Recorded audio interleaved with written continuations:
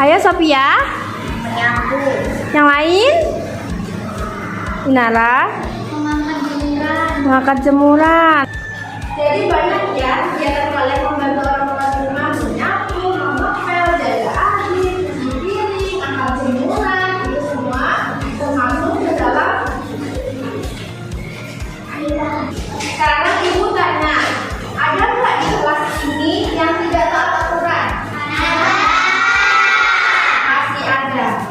Harapan ibu setelah belajar hari ini menjadi lebih baik lagi.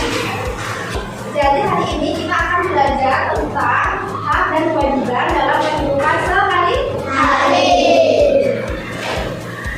Sebelum itu, ibu akan menyampaikan beberapa pembelajaran kita pada hari ini. Yang pertama, melalui demonstrasi yang diberikan guru peserta didik dapat memahami cara mengisi LKPD dengan hak dan kewajiban dengan benar.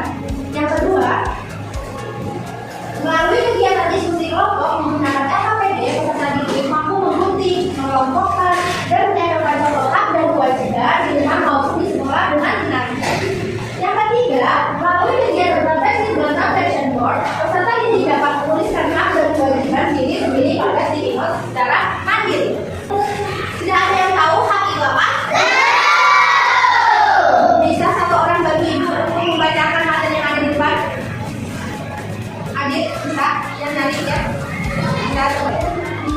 Hak adalah sesuatu yang boleh kita dapatkan dan miliki agar kita bisa hidup dengan baik, aman, dan bahagia. Hak diberikan kepada siapa karena tanpa harus diminta, karena memang sudah seharusnya diterima.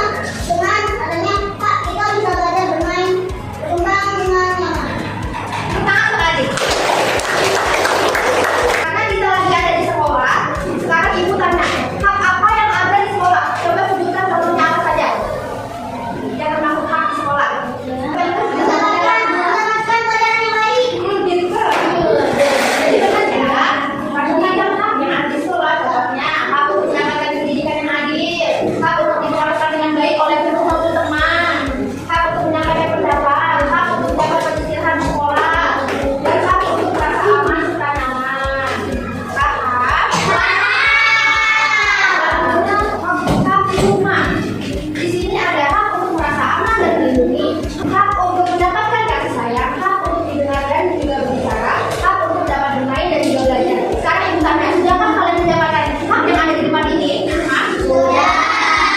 Misalnya kalian sudah capek belajar, jadinya boleh nggak main? Boleh. Sekarang kewajiban. Ada yang mau bantu ibu? Ahmad atau Fani? Boleh bantu ibu? Kewajiban adalah sesuatu yang harus kita lakukan dengan penuh tanggung jawab. Hak kita dan hak orang lain bisa berjalan dengan baik.